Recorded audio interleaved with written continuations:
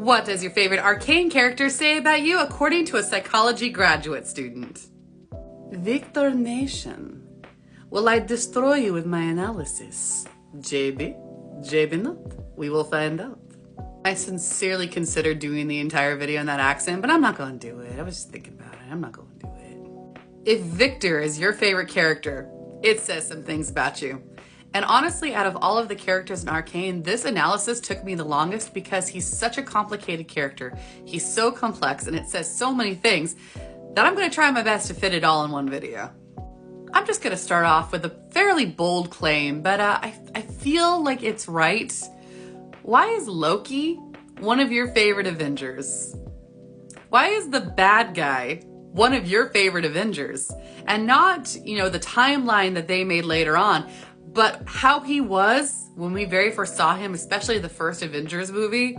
Yeah, it's that vibe.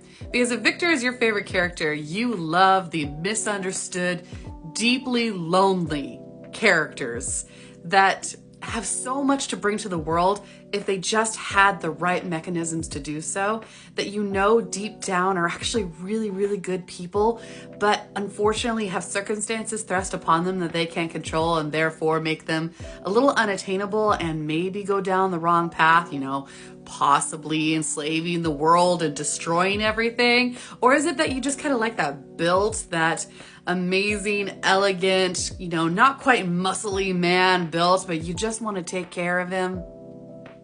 Just a heads up, now is the time to get your juice box.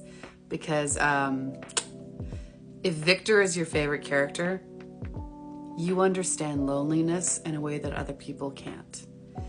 You grasp the idea of loneliness and you feel it so deeply inside of you that it has become part of who you are now. There is a difference between enjoying solitude, like being by yourself, because you like that too. There's a difference between enjoying that and being lonely, about wanting to fit in with the people around you and never quite feeling like you do, about feeling that you have all of these thoughts, these dreams, this imagination, your D&D campaign, which I want to know about, that story that you've been trying to write that I want to know about, all of those fixations that you have that just open up to this entirely different way of thinking that you try to talk to people about and you're so excited about, and then they do this face. Wow, you know a lot about that. Okay. Woo! I know that feeling deep down inside because you have such creativity to you and you want to talk about it, and you honestly feel like there's no one in this world, even the people who try, even the people who do understand you, those that you deem very close to you, much like Sky with Viktor, are never fully going to understand you. You feel that you will never be understood, not fully, because you have a completely different outlook than the people around you, and that makes you deeply lonely. You know exactly how it feels to be on the outside. Even when you're surrounded by a group of people, oftentimes that's when you feel the most alone. And with that loneliness comes the pain of struggling with things that people can't understand. Whether that is an illness, especially if it's a chronic illness, something that you have to deal with every single day, and you can feel the people around you getting tired of hearing about it because you're in pain all the time and people can't see it, therefore they don't really understand what you're going through. That could either be something physical, or it can also be depression. It can be anxiety. It can be PTSD. It can be any type of mental illness that you are fighting against every single day. You are in so much pain. You are in so much pain. And all you want to do is share with the people around you, not because you want to burden them, not because you want to be seen like you are weak or you are lesser. You never want that.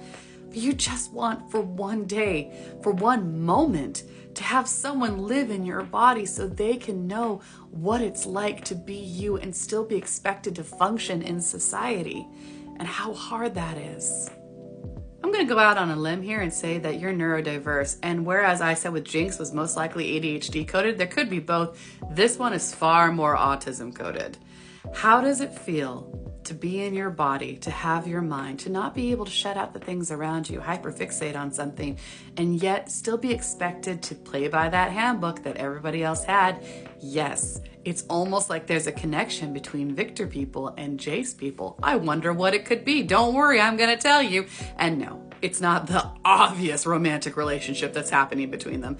Don't worry, I am considering doing a series about what does your favorite Arcane ship say about you. If people would like that, let me know in the comments. But whether it's romantic, platonic, whatever it is, the thing that connects them is the desire to be understood and to help. Both Jace and Viktor want to help, and they want to help in their ways. Viktor's is because he knows what it's like to suffer. He knows what it's like to be in pain, and he never forgot where he came from. Even when the people around him tried to make him into something that he wasn't, he knew where he came from. He knew the people that he saw. And that deep loneliness that he had as a child, that pain, that suffering that he knew that he could make better as he went on, if he was just able to take his mind and his ideas and find a way to vocalize them and communicate and make those connections, is invaluable. Unfortunately, when you have that kind of mind and you are in a world that does not support it, the results that you want just aren't going to happen. And that is so true for you in your day-to-day life. If people just took a moment, a second out of their day to stop focusing on them and to try and understand you, they would see an incredible human being. Whether you're able to traditionally communicate, whether you're nonverbal, whether you're somewhere in between, if you are deaf, if you are blind, if you have some type of disability, you felt so seen by Viktor. And like we said earlier, it doesn't just have to be a physical disability, it can be a mental disability as well. Viktor made you feel powerful. He made you feel seen. He made you feel understood because he was always a character. And this is what Arcane does so well. He wasn't a character to be pitied. He was a character to be understood. And he sought to change the world. Unfortunately, went down a different path.